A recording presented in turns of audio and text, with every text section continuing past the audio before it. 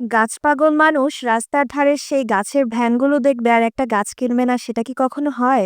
আবারও আজকে ঠিক এমনই হয়েছিল, তাই নিয়ে আসলাম এই ফিলোডেনড্রনটাকে। যদিও এটা কেনার কোনো প্ল্যান ছিল না, ভ্যান থেকে কিছু না কিছু তো একটা আনতেই হতো, তাই ওকে নিয়ে আসলাম। আর আমার কাছে একটা রঙের ডিবি ছিল, যেটাতে আমি একটা গাছ লাগাবো বলে ভাবছিলাম, কিন্তু কি লাগাবো সেটা বুঝতে পারছিলাম না। আর এই ফিলোডেনড্রনটা এত সুন্দরভাবে এটার মধ্যে সেট হয়েছে যে আমার এটাতে এক্সট্রা কোনো মাটি ব্যবহার করতে হয়নি।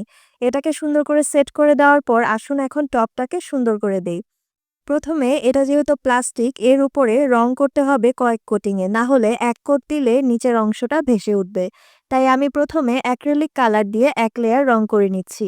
এরপর এটা শুকিয়ে গেলে তখন আরেক লেয়ার অ্যাপ্লাই করে দিব।